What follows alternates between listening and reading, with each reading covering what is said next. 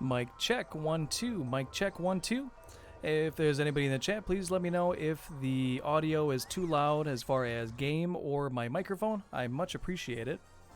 And hello and welcome. This is the Mario Kart 64 No Skips tournament, and that is the 150cc's league that we are currently in. Today we have Brian versus Jaden, both fantastic players. Jaden is one of our top time trials players. Brian coming in at a round... What rank are you, Brian? Brian coming in at 135. Very nicely done. And both fantastic drivers. Brian is currently ranked at 12th on our No Skips leaderboard on speedrun.com. Jaden, if I'm seeing this correctly, does not actually have an official SRL time. However, being a very good player, he will be quite the match for Brian taking on tonight. And we'll be starting the gameplay in just a moment. I will count them down when the players are ready. And this is a double elimination tournament, so the players will have to lose twice to be out naturally. So we are currently in just the beginning of our elimination round, and I will start them off in just a moment.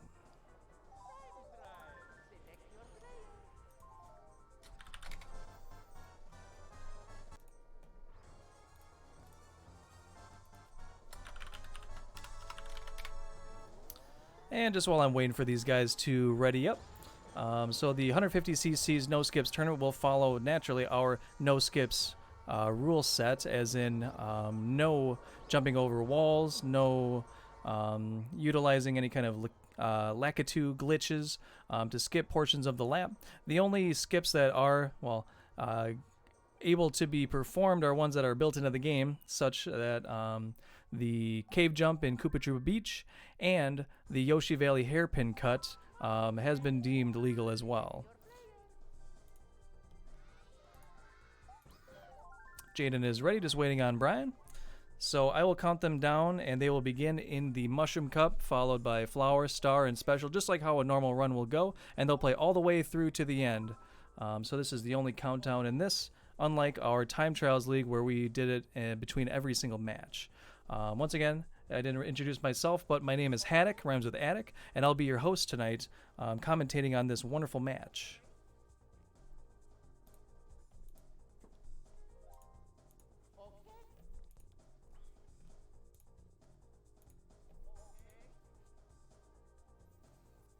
Okay. Okay. Waiting on an okay from Brian.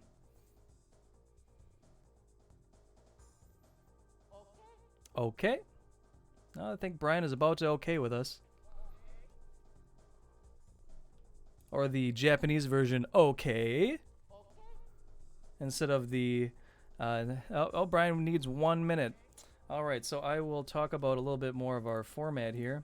So if you had caught us in some weeks prior, we actually did just a round robin in different matches where we were put into place into some groups, but none of them counted. So just kind of warming up, getting into this elimination, double elimination round here. So going forward, these matches will be to knock each other out from the winner's bracket to the loser's bracket, and then we will see who the greatest loser is to come back and face some of the winners in our matches here.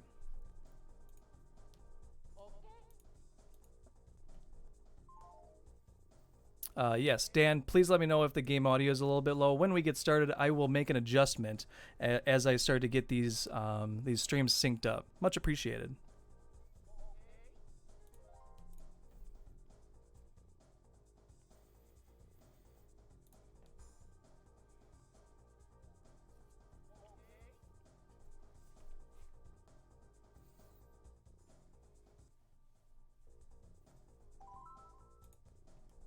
All right, and both players are ready, so I'm going to count them down in 5, 4, 3, 2, 1, and go. And then we'll wait for them stream-wise to get caught up, and I will sync them up and continue.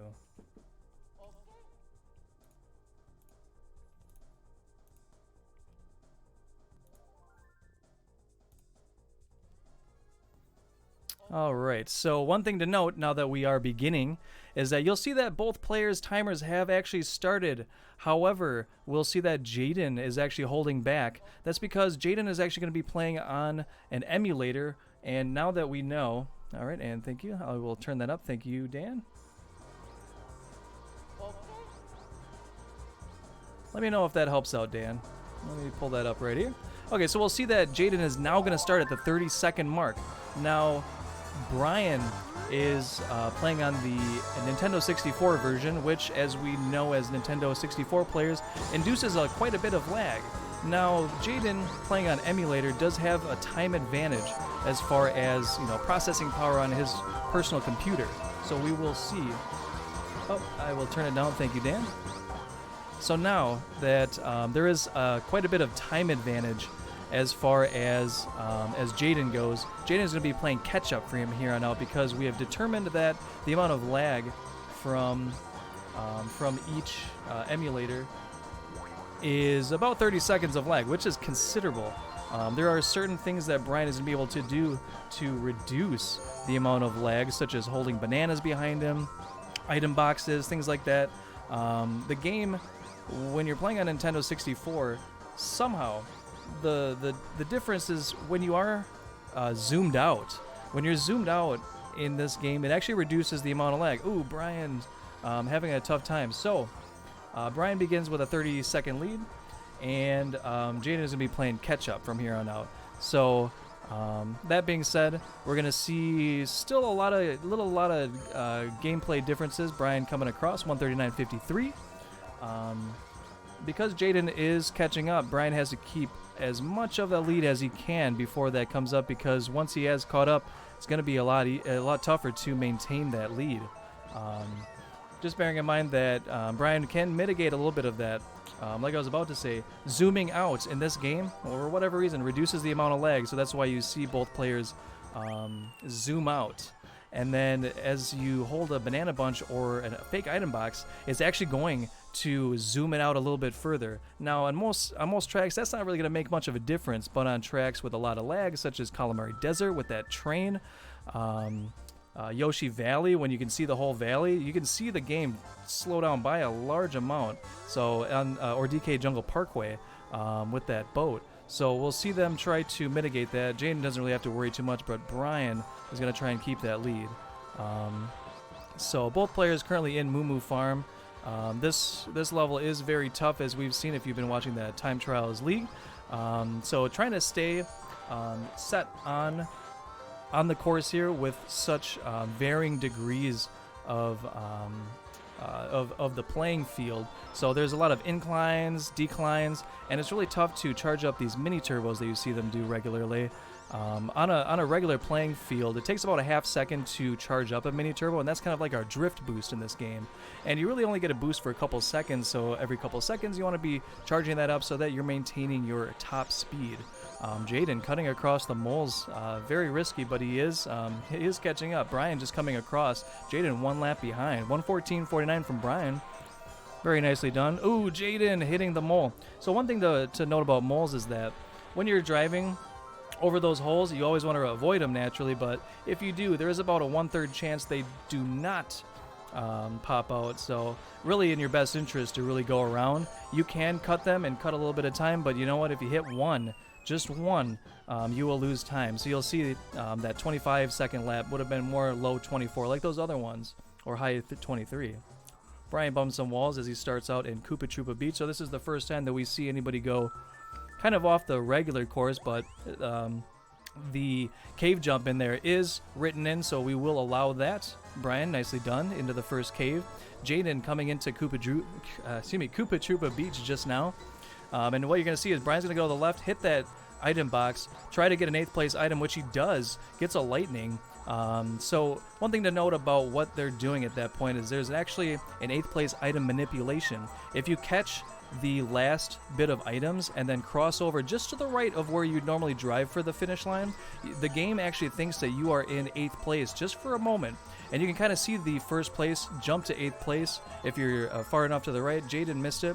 And because the game thinks you're in 8th place, you can get that 8th place item. Ooh, Brian hitting a crab, didn't quite get to the right, messed up with his timing and alignment, but you can actually buffer and get that manipulation for, say, a star or a golden mushroom, or even just triple mushrooms. Brian getting a regular mushroom, 10% in 1st place. But you ideally want to get some sort of 8th place item. Oh, DK coming in with the star that Brian should have had. And ideally you would save a lot of time, about 4 seconds, if you get the star each time.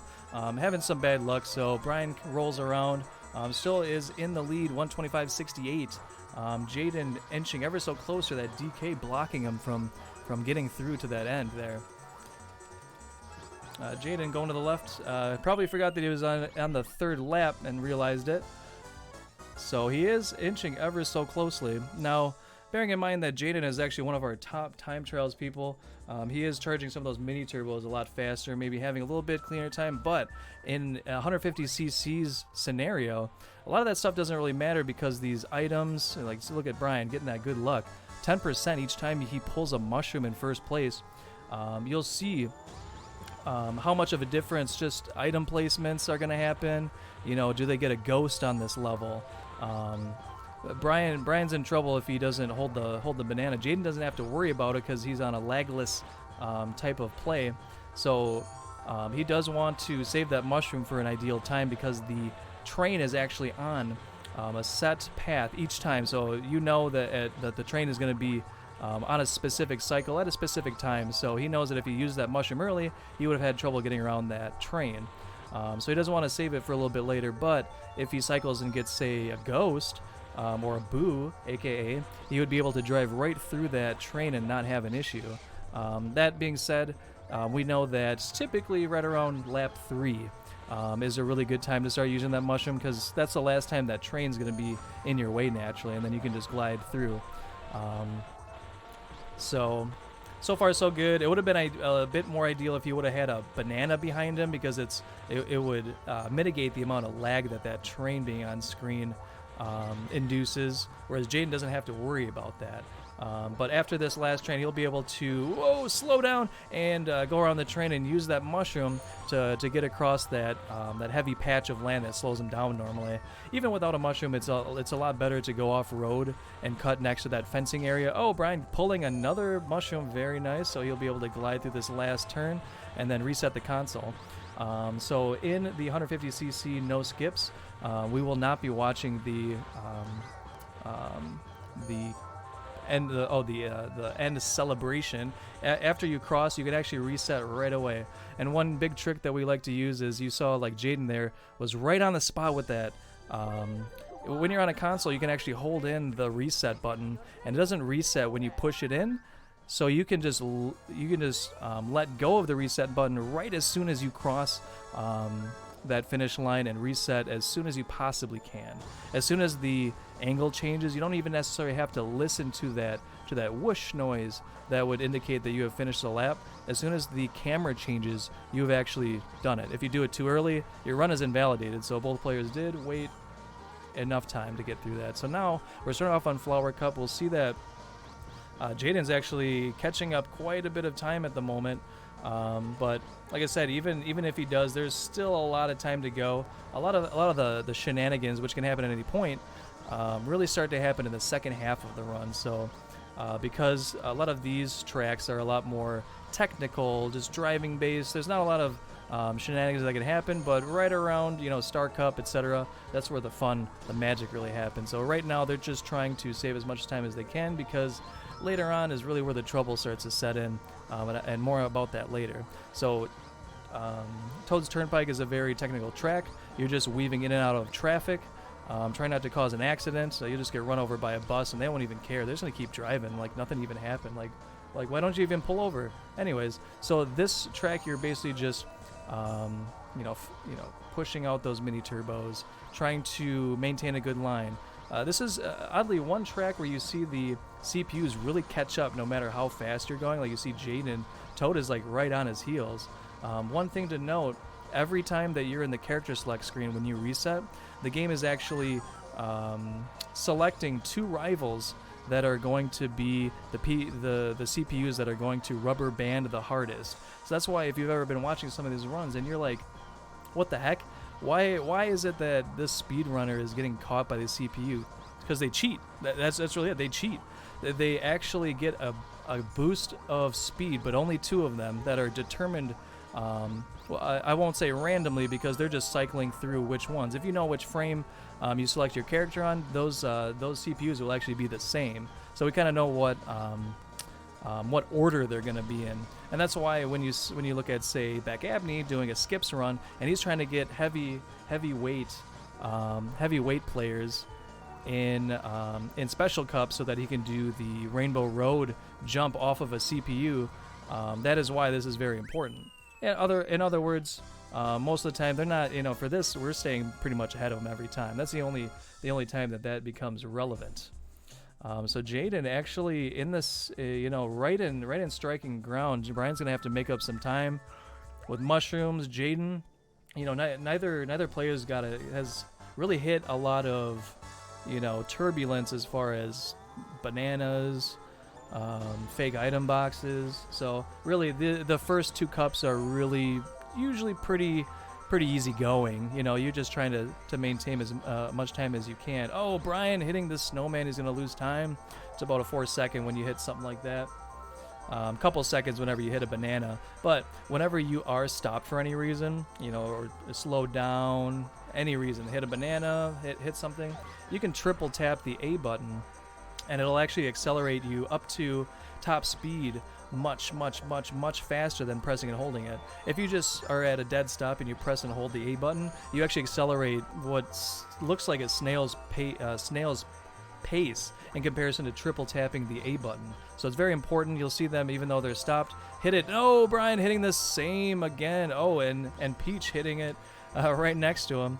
So Jaden actually takes the lead at this point, even with the 30-second deficit coming out. So very interesting that in Frap Snowland he has already pulled up, but like I said, Brian still has plenty of time to make up that those snowmen hits and things like that.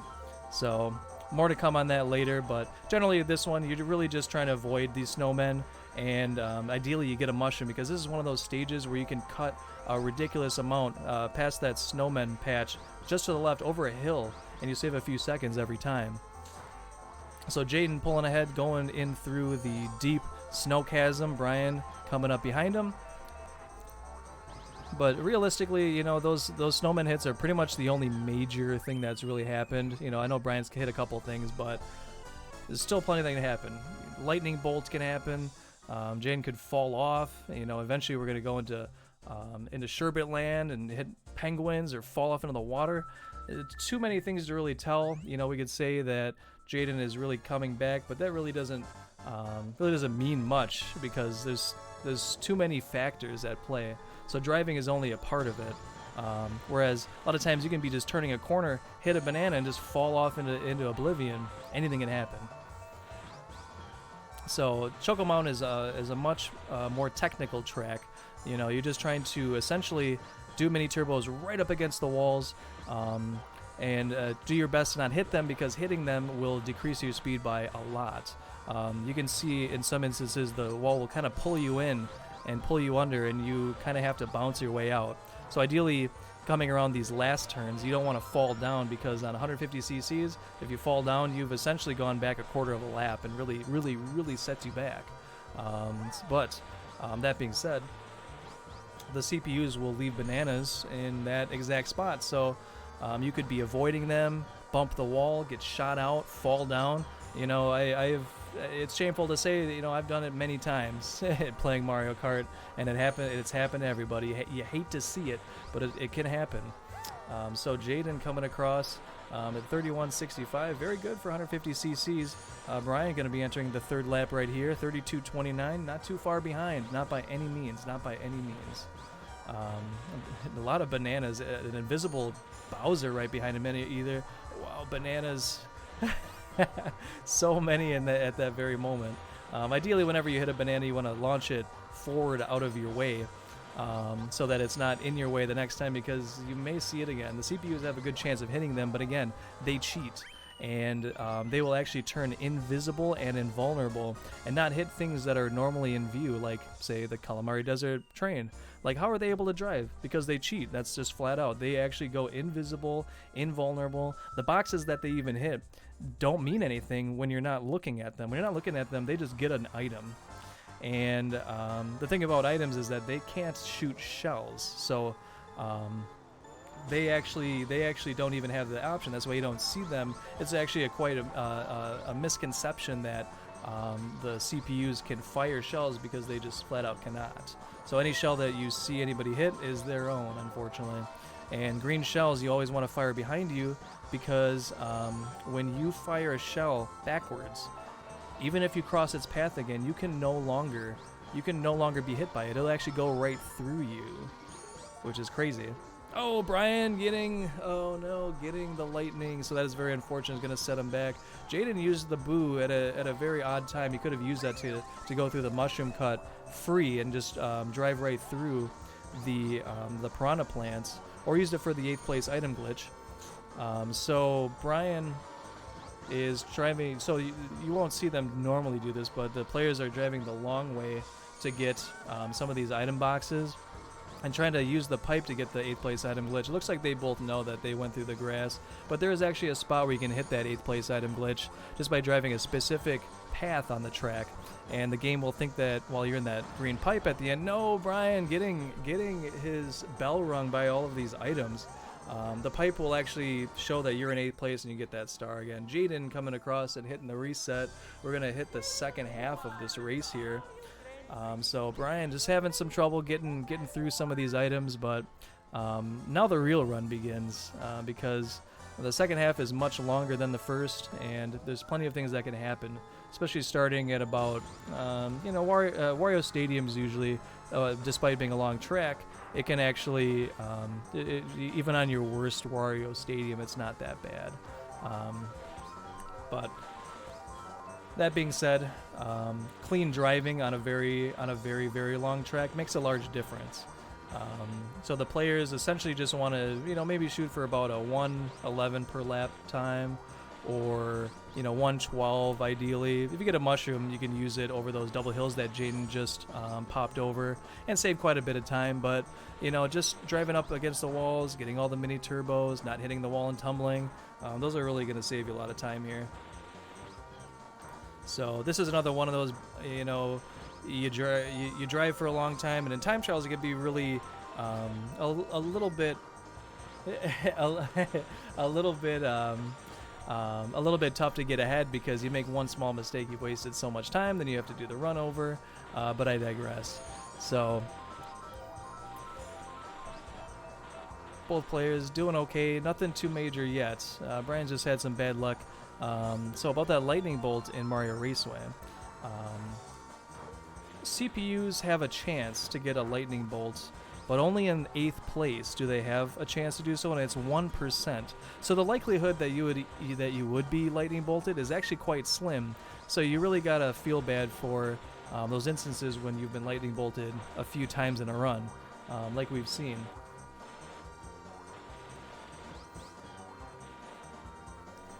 But it can happen, every time that the CPU gets an item in 8th place, it could happen. But for the most part, people don't get unlucky, but you hate to see it. Jaden driving very cleanly. Brian coming up, doing the mini turbos, tumbling down on the wall.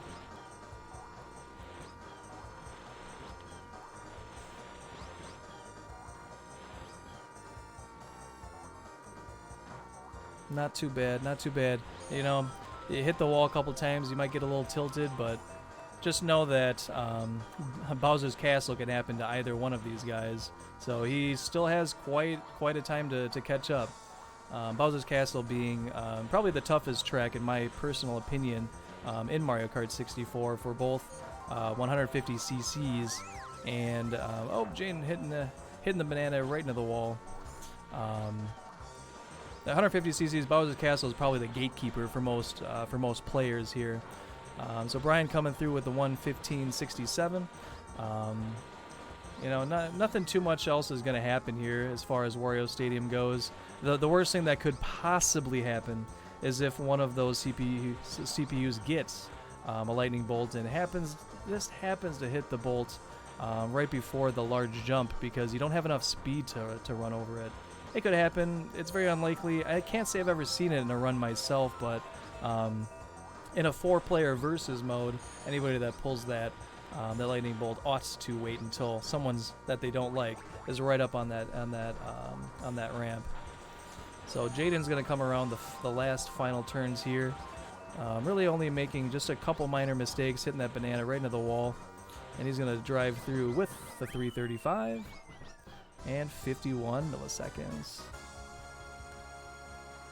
which brings us to Sherbetland. Lots of bananas on Brian's side. I can't believe how many items I've seen on his side. So Sherbetland is, it's tough in its own way. You know, you want to be avoiding those penguins because you can bounce off and then just bounce right into that lake. And if you fall into that water, it's more than just the Lakitu picking you up. You're actually going to be frozen in an ice block. And there's an additional few seconds for you to break out of that ice block. And if you're holding A and you're accelerated too high, you could spin out as soon as that ice block breaks. So the penguins on this are on a set timer, rather a set cycle, so you know right about where they're going to be more or less. Clean driving will always help that. Any kind of small setback, hitting a banana, hitting the wall, even going too fast, quote quote, and having, you know, mushrooms and not really being on what you're used to for that timer, it can really set you because like you saw with Brian just now, some of those penguins are directly in your way coming through that cave as you just kind of stick to the wall to the left, and hitting one of those is certain doom because it will spin you out and kind of knock you back a little bit, so it does hurt. And then all further penguins, you're not going to know really where they are, more or less, minus their lines. So Jayden having a pretty okay time hopping over the water. No, oh wow, that banana spread on Brian's side. I can't believe how unlucky he's been getting with items. But really that is the most unideal situation I could see. Those bananas are like perfectly spread out. Like how could you even try to avoid that unless you had a triple greens like Jayden? So he does fall slightly behind. Jayden's gonna pull ahead into Royal Raceway coming up next. Look at those times, 31, 31, 31. Very clean. He hasn't really had the trouble that Brian has by any means. Whoa, Brian, just escaping those penguins into the wall. Still bananas at the beginning of the mouth. You know, the CPUs are very notorious for specific spots where they put these bananas, and that was definitely not good luck on Brian's side.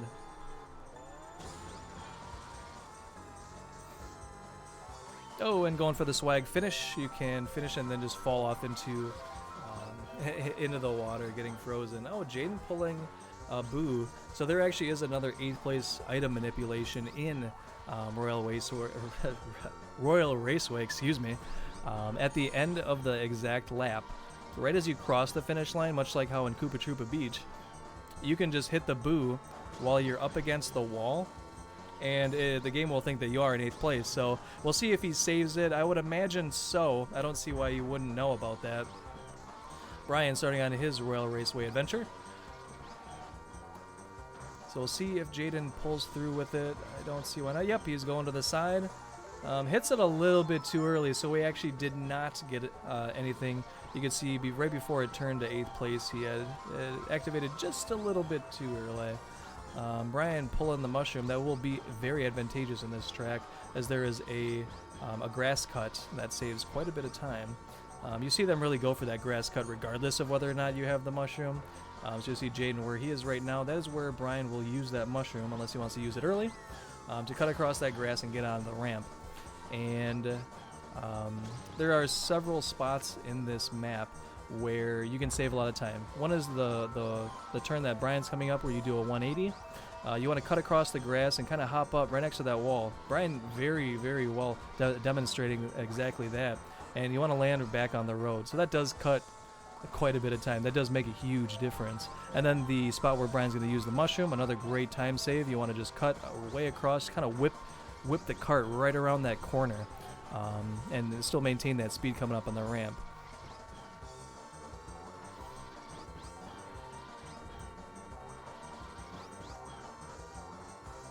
So nothing too crazy. Oh, Brian pulling the boo.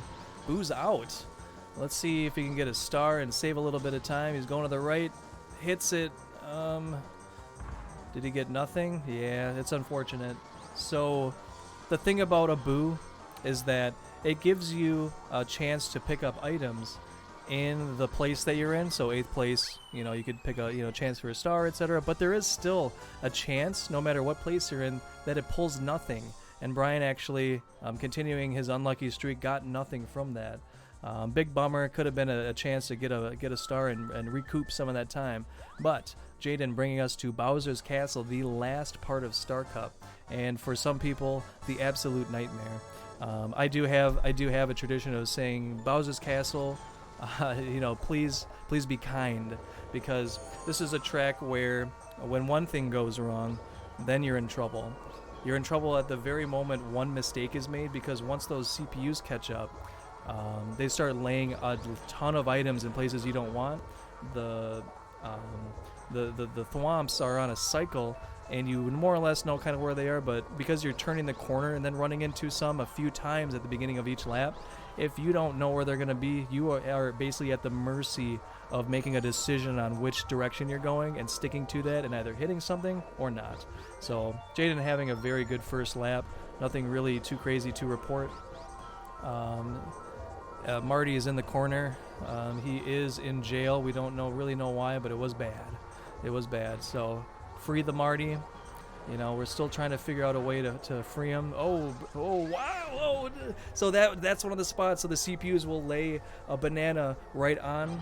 Oh, see a peach. We'll lay a banana right on that drawbridge, and that is an absolute disaster, because you turn that corner, you see the banana just in time to hit it and then slide right off into the lava. So Jayden did lose a lot of time on that, coming through on that lap. He lost about 8 seconds, which is big. Brian, if he has a clean, he can recoup some of that time here.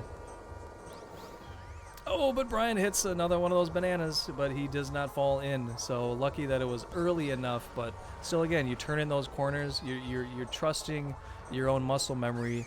You hate to see that one. So if you bump the wall coming around the staircase, you actually can run the risk of just getting spun out. Jayden doing his best to hit himself. Wow. So just one of those things, you start feeling a little tilted, you throw that green, it bounces up, hits you right in the face. But in this game, if you just kind of wiggle the joystick left and right, you'll spin yourself out. And the way that you toggle mini turbos is that you're kind of wiggling the joystick.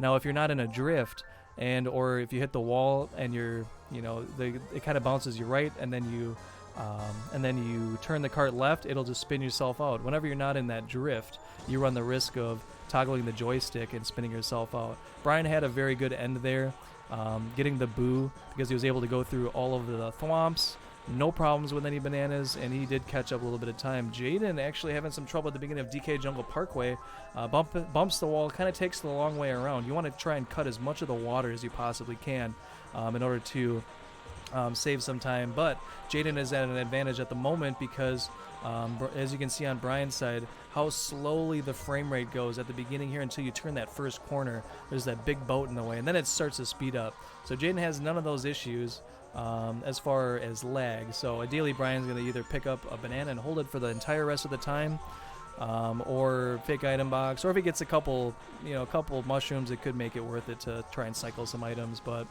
Jayden taking it easy on the jumps here. Going too far to the left, you do run the risk of not making it, bouncing off the ground, falling into the water. So you do save a considerable amount of time chancing it, but the drawback is if you fall in, you get set back up on the ramp and you lose seriously 10, 12 seconds at least. So Brian's going to hold that banana, try to recoup some time. Oh, he actually is cycling for items at the moment. So he's probably hoping for the mushroom at this point. Can't really blame him, but is he gonna make it? He makes it right into a banana. Oh god, I had my doubts on that one. Nice work, Brian. Nice work. Those are the clenchers right there, because it's like, am I gonna make it? Was this all for was this all for nothing? I lose like 10 seconds. Great job. So Jaden's still about a lap ahead. Brian catching up a little bit, but he is really hoping for a big mistake from Jaden at this point, or at least some good luck to bring him across. Holding the banana is going to mitigate that, undoubtedly.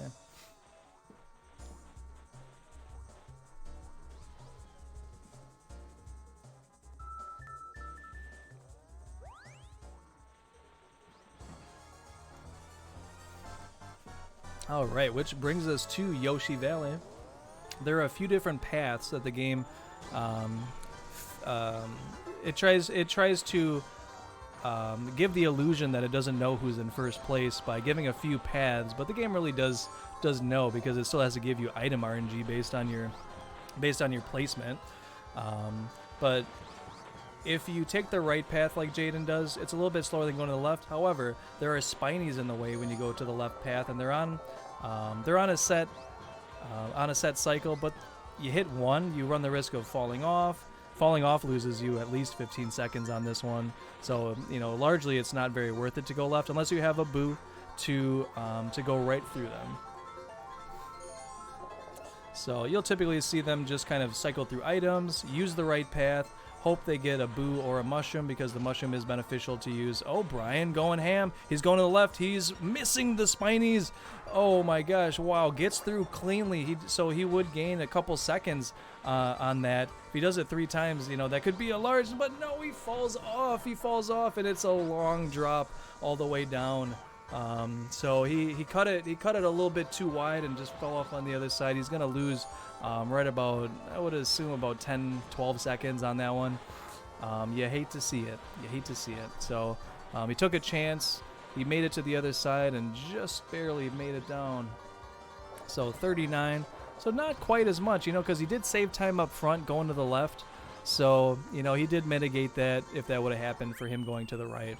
So, you figure about, for most people, 32 seconds, 31 seconds. 39, he really only lost about 8 seconds on that, which is very surprising. Typically, it counts for a lot more. Oh, and wow, what a placement on that banana. Brian has had the luck of a lifetime here. And that brings us to Banshee Boardwalk. And Banshee Boardwalk, it's very narrow corridors as far as driving goes, and there's spots on the track where there is no fence to protect you, much like how you just saw with that zigzag portion. If there's a banana there, good luck, because you are likely gonna fall down.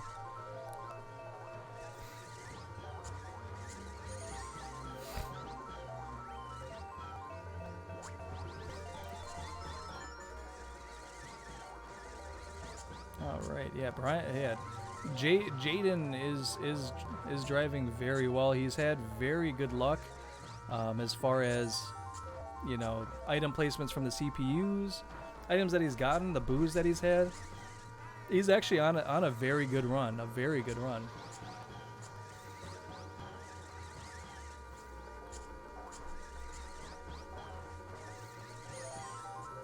So this is yet another technical track, because trying to angle your kart and charge up mini turbos is very tough.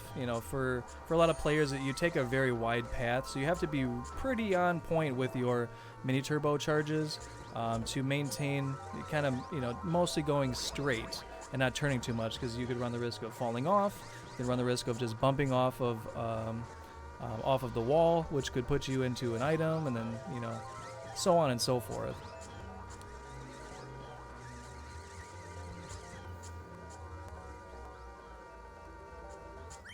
All right, and Jaden making quick work. Very consistent lap times. 1:43.05.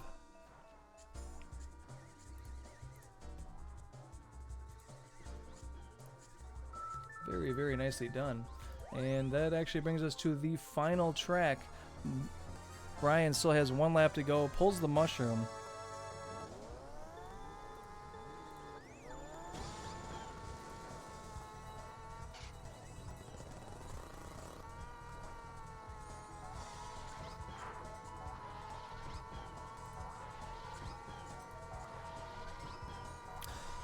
All right. And Rainbowroad, a very, very long track. Very tough on the eyes at that.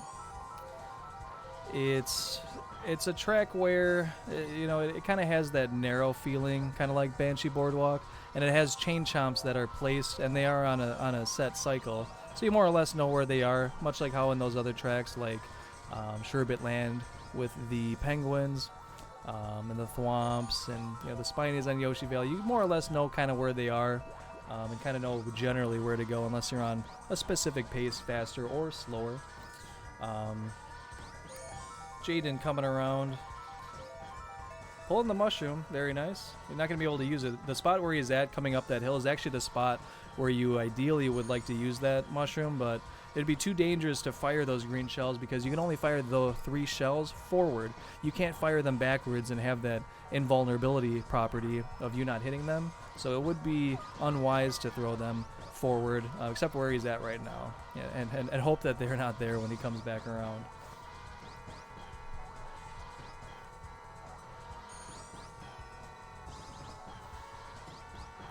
And more or less, you know, this is a very technical track, just another one of those because it is very long. Just chaining the mini turbos, trying not to hit the chain chomps. You'll see both the players, even at the beginning or any lap, they slow down so that they don't fall off the track.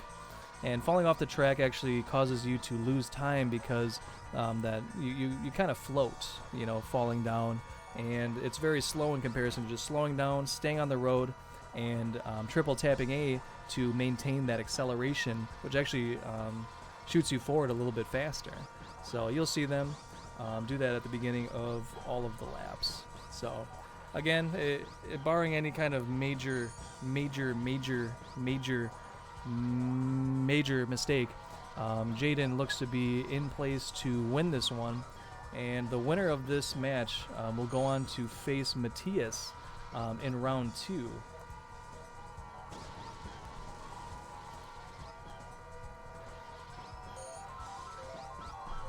That was a good lap by Brian. 136, that's very respectable. That's probably about average for what I typically get to. 135's a little bit more attainable, but you know, it's really tough to charge up all these mini turbos and not hit the wall. A lot of small things really add up for this one.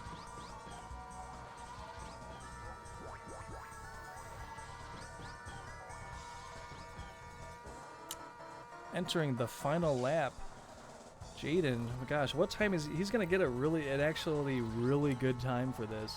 I'm actually gonna double check to see, because I did not check to see what kind of emulator times we have. But let's see what he has. I assume that he has an emulator time. Well, maybe he doesn't. I actually don't see him anywhere on the no skips emulator side for no skips. It is very odd because he's about to get into like the top 5, which is crazy. I don't know if he has actually had a recorded time. Thank you, Climate. He has a Wii Virtual Console time. So odd. So, you know, we're talking about one of the top players in our time trials community. You know, the 150 cc's all cups, no skips or skips is very minor in comparison to the amount of grinding that is done on just individual level basis. But you can see how it really just kind of all ties together on that. So let's see, Wii Virtual Console. Where are you, Jaden? Oh, you know, he actually has an 11th place time with a 41.22. He's going to smash this, like, right now as he comes across. Brian in the last lap coming up. Brian has a console time of 40.12. Very respectable. And Jaden comes across with what is, for this race purposes, a 39.30. But because he actually started 30 seconds late, this is a 39 flat. A 39 flat, which is a ridiculous time. Insane time. He just pulled this out in a race against Brian today. Very, very, very good time. GG's to you. And Brian coming up on the last half. Hitting some issues. Almost hitting the chain chomp. The chain chomp will kind of come across to the left, to the right, kind of bounce off the walls. Sometimes they turn around in the middle of the track and doesn't quite come to the wall. Brian coming right around. Hitting the chain chomp. But it looks like he'll still get a sub 41 time. So still, you know, even despite these mistakes, that is still a very respectable time. That is a very good time. I can't stress that enough, that, you know, you see a person make a mistake, that happens. You know, Brian had some bad luck. You know, his driving has actually been very clean. He's only made a few mistakes out of the entire run. Other than that, a lot of that was just dumb item luck, getting, you know, bolted, you know, things like that. That happens, and you know, that's the name of the game. So Jaden coming through 39.30, but actually a 39 flat if we, you know, don't count that 30-second time penalty. Brian still coming through with a 40.49. Both fantastic times, both very fantastic times. And you know, the runners are playing at a very good level. That item luck, everything that can happen, that's just gonna happen. You know, you just take them as they come and go. But now Jaden is gonna move on in the winners bracket to round 2. To face Matthias, and that is going to be a good one because, you know, much like Jaden, Matthias has not played a lot of 150cc, so it'll be very interesting to see both of those players go head to head, because driving wise, you know, Matthias is the #1 no skips player, you know, non-shortcut for time trials, and Jaden is up there in the top 20. So it'll be very interesting to see them go head to head. Coming up next is going to be in our Mario Kart 64 tournament is actually going to be me, Haddock, going against Armin at 10 a.m. Central Time, or 11 a.m. Eastern Time in the morning tomorrow. The winner of which will go against Luke, aka Climate. And then round 1 that still has to play is Sean versus Keith. I believe that is coming up in the next day or two. So I appreciate you guys coming out and watching our Mario Kart 64 tournament. More on that later. We'll see you tomorrow morning. So GG's to both Brian and Jaden. Thank you very, very much. And a big thank you to SpeedGaming for hosting our tournaments. It's been a pleasure hosting it today, and I hope you guys have a fantastic evening, and I will see you guys tomorrow morning. This is Haddock, and I am signing out.